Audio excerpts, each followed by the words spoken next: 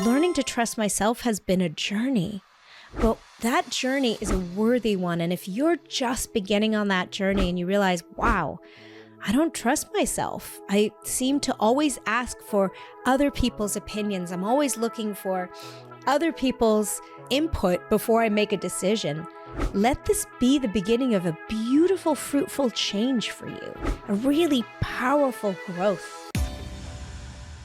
Hello and welcome to the Business of Happiness podcast. Happy first week of December, my friends. Welcome to the Business of Happiness. I am your host, Dr. Tarryn MacCarthy, and we're here in the final month of 2025. Can you believe it? Can you believe how quickly this year has just flown by? And this year has been such an enormous year of transition. This has been a transition not just for me and for my friends, but I know it's been an enormous transition year for you as well. Big things have changed and it has moved rapidly. For me personally, the enormous changes that have happened is my son went off to college and we went from a family of 5 just a little over a year ago to a family of 3. Both my daughter and my son both went within less than a year of each other. And the family dynamics in our house completely shifted in a beautiful, beautiful way. But there was a lot of discomfort leading up to it. And I cried for a good 5 weeks. I'm serious. I cried for 5 weeks after Leaf left. And I didn't expect that because I'd already gone through an experience of my daughter leaving less than a year prior. So I thought I was prepared. But that really has been a huge transition for our family. I mean, if any of you have gone through this, you know what I mean. For the first, I think, good month, we made so much food. We realized how much we were feeding ourselves before Leaf left and before Cassie left. And now we just had to suddenly completely shift the way we grocery shopped, we meal prepped, we planned for our meals. It was a big adjustment. It was crazy. It's funny how something like that can throw you off so easily. And I think we don't give ourselves enough credit for how much just that little shift can be a seemingly seismic change in your daily routine and in the way that you connect with the people you live with. It was a big shift, and it's been a beautiful one. There have been some beautiful changes that came out of that. Another big shift for me was I said goodbye to a really fantastic employee who I'd been working with for quite a long time, who was a big part of my business and a big part of my clients' daily awareness. I mean, she was a part of the communities we were in, and saying goodbye to her was a real challenge. As you know, whenever we have employees that we leave, whether they're leaving on good terms or uncomfortable terms, there's a whole transition of SOPs and training of the next person and hiring someone new, and the energy shifts. Again, just like in my family, it's a whole new dynamic in my business, and it kind of impacts every component, the language, the energy, the way that you approach certain things. It's completely different. My business model actually went under a major overhaul this year, and I let go of big components that were fundamental in my business. As I've been growing, things have naturally had to change. And I said goodbye to a close friend. She didn't pass, but this is just a natural ending of this relationship. It's become very clear to me that this friendship is no longer aligned. It's not serving me in the way that it used to.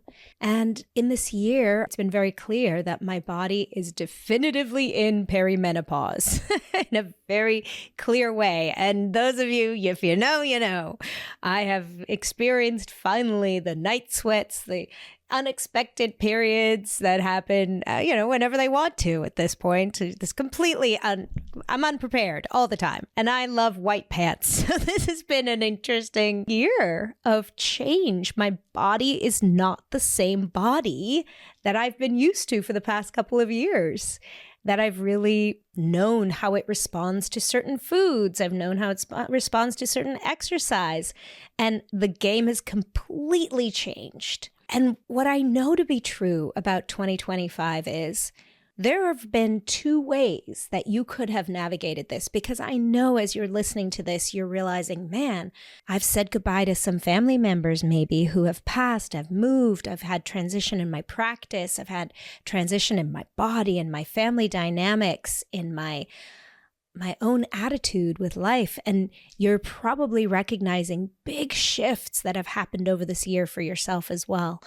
And there really are two ways that you might have navigated that, with ease or with turmoil. And today I'd love to talk about how we can step into 2026 with a little more empowerment and ease and confidence, knowing there have been such wild, erratic changes this year. And what does it take to go through these moments of transition and change with grace, and to evolve through them from a place of feeling really great about yourself and not feeling like everything is happening to you, like you are being inundated with chaotic changes that you're not prepared for, like the world feels like it's shifting underneath your feet, but rather to feel like you're surfing those waves with elegance and with confidence and really being excited for what is around the corner. I love this idea of looking at 2025 through the lens of the year of the wood snake. Did you know that's what this was? In the Chinese zodiac, this 2025 has been the year of the snake, and more specifically, the wood snake. And it's believed to symbolize wisdom, transformation, good fortune, and renewal. And if we can look through at 2025 through that lens, we actually get some great insight. And this is what I love about astrology and Chinese zodiac and any of those kind of mythical, mystical interpretations. They give us an opportunity to use a new lens, to reframe the way we're looking at something.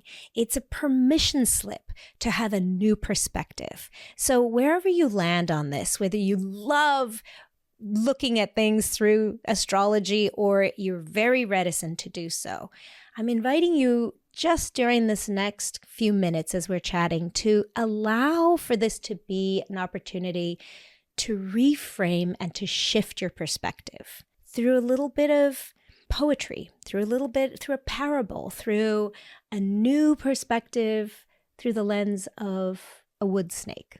Let's just play with that and allow yourself to kind of view what you've been going through a little differently. Snakes are a symbol of resilience and rebirth and good fortune in many countries, in many cultures. They're actually the symbol of wealth in many cultures, and even in dream interpretations. Snakes in your dreams are supposed to mean great wealth. So it's really interesting if we look at what might have felt very turbulent this year. How can we look at it from a lens of prosperity and resilience and rebirth?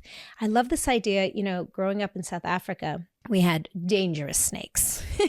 I laugh here in America. Now, granted, if you live in states where there are rattlesnakes, I get it, or there are other really poisonous snakes. But up here in the Northeast, we have these very innocuous snakes. But the one thing I love about all snakes, whether they're venomous or dangerous to humans or not, is they all molt their skin. So this is how it works. The snake literally grows and grows to the point where its skin can no longer hold it. And it has to go away and hide for a while as it literally molts off its skin. And it goes through this really quite painful process where at one point its skin is way too tight for it. And then it rubs the skin off, and different snakes in different ways. But even the king cobra, one of the most, feared, powerful snakes, it actually goes into a place of hiding and allows itself to molt. And the really beautiful thing is it reemerges bigger. It is a larger, more powerful version of itself. And if we look at this year in that sense, we recognize there's been some discomfort in that molting stage, in that transition stage. But how can we come through this greater, with more growth, with more wisdom, with more insight, with more clarity of who we are in a more empowered place? They're also seen as protectors, interesting, and symbols of vitality, really interesting. Interestingly as well, this idea of a wood snake, which when combined with the snake is thought to bring about qualities of orderliness and intelligence.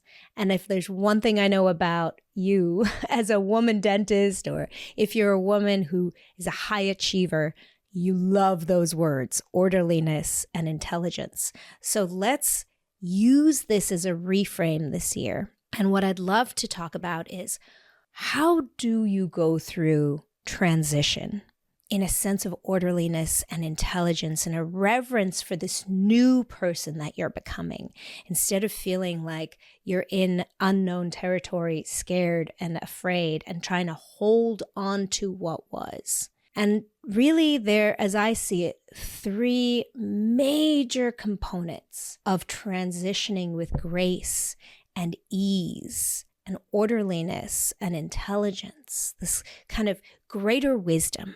And the first one is the willingness to let go.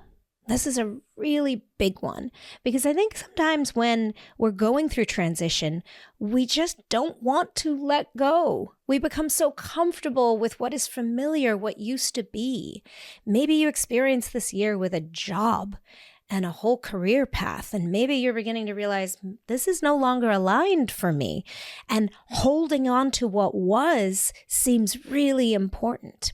I remember this even when my babies were really little, and I remember after my first child was born and we were pregnant with our second, and I thought, oh my gosh, I don't want to let go of this threesome that we have, this mom and dad and baby, and I feel like I love my child so much. I can't imagine this new one coming in and I'm not going to have the same relationship with this new little one. I'm going to feel so attached to my firstborn. And I held so tightly on it. And there was a mourning even in the last few days before our son was born. I was kind of mourning the three that we were and feeling really sorry for my oldest that they were going to navigate this new dynamic. But it's giving ourselves permission to let go of that old definition that is so powerful. The same is true from transitioning in your career. Maybe your old identity was around a certain title or a certain outward demonstration of who you were. In any transition, there's a letting go of who you used to be. That is really powerful. And if we do so from a place of willingness and courage and confidence, it can be a beautiful unfolding, because that's what growth is. Growth in all parts of our lives is saying goodbye to who we used to be. Even in this time of transition through perimenopause, I can fight it. I can fight growing older. I can resist it and mourn that young body I used to have. But giving myself permission to let go of her is really powerful. And if you think of it in terms of even just how your body holds onto something, just holding onto something feels tight and resistant. And imagine holding tightly onto something. All your muscles are tense and tight. And that resistance adds more friction, makes transition more uncomfortable. Now imagine letting go, just dropping your arms, releasing that tension, giving yourself permission to let something fall away. And notice how it's energetically almost reverent of what was. It's honoring what was. It's not forsaking it. It's honoring. I'm letting go of who I used to be. I'm letting go of the dynamic that was. I'm letting go of this old title that now feels like that snakeskin too tight, too restrictive. But giving yourself permission to let it morph into something new.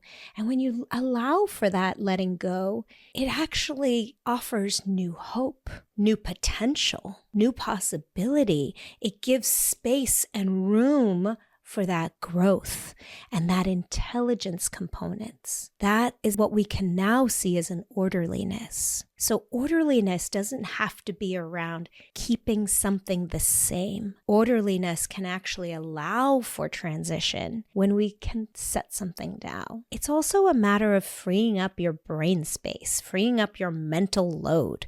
If we're constantly fighting for what was, then we're not allowing ourselves to free up the mental load of constantly holding on to something that no longer can be. I think that's very true in friendships. I mentioned that there's this friendship that I'm saying goodbye to. I was resisting it for a long time this year. There's actually a few relationships, professional relationships, that I was resisting, and something in me intuitively knew this is no longer serving me. It served the woman I was at the beginning of the year. It served the woman I was last year, but this relationship is actually no longer serving me.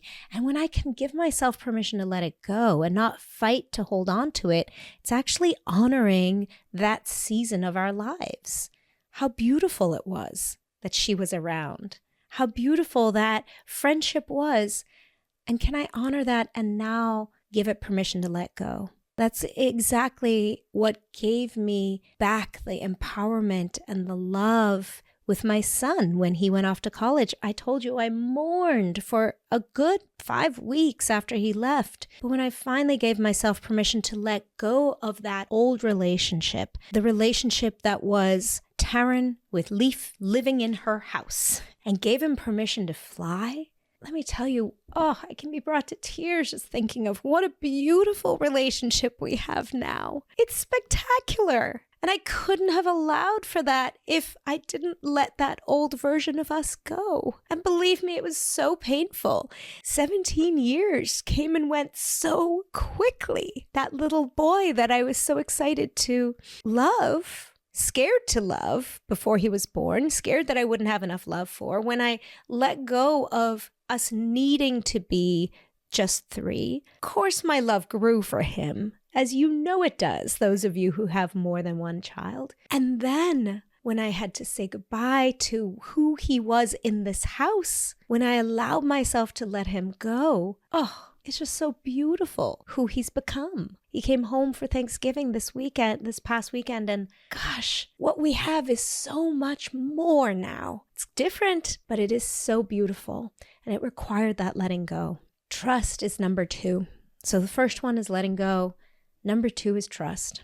And this is a big, powerful one, that as we grow into ourselves, we realize how valuable it is. And the very first and most important place for trust is in yourself. Giving yourself the recognition you deserve, trusting that you can navigate anything that comes your way. And this really, when I speak on happiness and I talk about how happiness isn't being happy all the time. So what is happiness? A very big component of happiness is trusting that you can navigate anything that comes your way. Even change. And let's just face it, my friends, change is inevitable, but we can embrace change if we allow ourselves to lean more into trusting ourselves.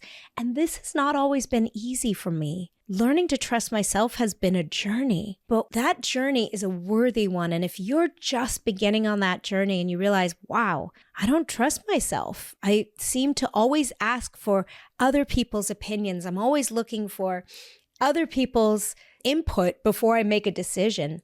Let this be the beginning of a beautiful, fruitful change for you, a really powerful growth. Can you give yourself permission to let go of that old personality that didn't trust herself and step into this new one of learning to trust yourself? I give myself permission to learn to trust myself. I am willing to start trusting myself, and let it be really small, a small start. Can I just trust myself with, I know this sounds ridiculous, but how I look in the morning? I mean, I used to be the person who'd step out of the room and ask everyone, my husband, my 2 daughters, how does this outfit look? Can I just trust myself around how I look and step out, loving what I'm wearing, what I chose to wear, loving these earrings that I chose to wear today. It sounds silly, but it's actually strengthening that muscle of trust. Can I trust my instinct in hiring this person, even though, my consultant has told me that this is not a good fit for our practice? Can I trust myself in my instinct with this patient, with this treatment plan? Can I start leaning into trust, giving myself that recognition, that value of my experience and of my expertise? Because the truth is, nobody knows the way you know your business. Nobody knows your body. Nobody knows your desires. I say this all the time to my clients. Nobody knows you like you know you. And of course, we reach for more education. I mean, we are dentists. We are lifelong learners. We value that. I get it. If you're a doctor listening to this, if you're a healthcare provider, if you're a mom, you are a lifelong learner, and that means something to you. Absolutely. And we're constantly reading and researching, and it's so important. And you love podcasts. That's why you're here. And then there comes a moment where you recognize, now I have the information. Now I need to step into trusting myself to use that information to the best of my ability that serves me and my career and my path and my business, my family, my team. I think the dental industry has done us a little bit of a disservice in that so much is sold to us in the way that, this product will change your business. This product will bring you millions of patients. This will make you so profitable. And then you go to the CE and you take the course and you learn the skills, and it just stresses you out more when you get back and you're like, this isn't doing what they promised. I took all these courses and I'm still not there. And then what do? You take another course because the next one promises you that. Am I right? And you keep chasing being better. And there's a point where learning to trust yourself is inevitable and is actually required for your greater growth. And it's a big part of transition. Recognizing that you have navigated 100% of the challenges that have come your way. Right now, just by listening to this podcast, you have navigated every single challenge that has ever come your way, and you're here. This is what you have to show for it. You're here. You've survived them all. You are worthy of your own trust. Trust is also important in our world in others. It's a requirement. We do four-handed dentistry. You need a team. There's nothing that we do as a silo. It is a requirement to trust, to delegate, and it is a skill set. And that is so important in transition, is trusting the other people. Trusting your patients is an important one. Will they disappoint you? Yes. Will things not go your way? Yes. Will mistakes get made? Absolutely. But there's a really important component of trust that's important there, of recognizing that there's no such thing as perfection, that we're all doing our best. That's an important component of trust. And another very important component of trust is trusting that everything will work out for your greater good. And that feels hard to hear sometimes, especially if you're in a place of turmoil. But if you look back over your life, you'll recognize that in the darkest moments, really that change and that shift was really absolutely necessitated in you becoming the person you are today. That what felt like the biggest struggle and challenge, the lowest point of your life, actually led to something beautiful. So even if you're going through a transition right now, which 2025 has been all about, can there be a little flame, a little spark, a little ember, permission to recognize that could this be leading to something even better? And that brings us to number 3. The third strength in navigating transition with resilience and grace and ease, and that is surrender. Surrender, acceptance and surrender, allowing yourself to surf the tides of change and recognizing that they are inevitable. Not holding too tightly to the expected or anticipated outcome, but allowing that there might be an outcome that's even better than you could have imagined. And isn't that always the truth? Because in the unknown is where all possibility lives. And so as you're going into December here, how can we allow 2025 to be a year of growth and change? I was speaking to a client the other day and she said, I went into 2025 with big hopes. I thought this is going to be my year. And 2025 is going to be the year I have greater clarity on what my next steps are, on where I'm going. And she said, and I'm here and I'm realizing, oh shoot, I'm no further along than I was. So maybe if you're realizing that now, allow December to be the month where you let it all land and you can look back over this year with these 3 beautiful lenses of letting go, trust, and surrender. So maybe you can start to give yourself a little bit of space this month where you don't have to prove more or accomplish more. And that's a big ask in December because things seem to speed up. It's a difficult month with, extra parties and extra asks of you. So maybe giving yourself permission to not attend to everything, to not need to do everything to perfection. Your staff party doesn't have to be the best it ever was. It doesn't have to be the most perfect gift to your referring dentists. Let the perfectionism go. Maybe that's what you give yourself permission to let go of this year. Needing to be perfect. Maybe that's hitting you hard right now. Or needing to outdo yourself every month. Maybe you can let that go. Or is there a person or an old title or an old perception of who you were that you can give yourself permission to let go of, to add more ease, to let that burden down, to energetically drop the weight? And then how can you allow for 1% more trust? Maybe that trust is in yourself, or maybe it's in the people around you, or maybe it's in the universe. Where can you allow for just 1% more trust? And then finally, where do you need to allow for more acceptance? To accept the changes that you are experiencing, to surrender to them and see yourself more as a surfer on those waves of change, and allow yourself to do so with this artistry, this newfound intelligence, this newfound orderliness that the wood snake has taught us this year, that we can experience transition with grace and ease and wisdom. In fact, that's where wisdom is found. And I'm going to give you a little insight into 2026. It's the year of the horse. And the horse for me represents galloping forward, moving forward with a lot of strength. I'm picturing the stallion with big muscles and intensity and power. And that sounds really exciting.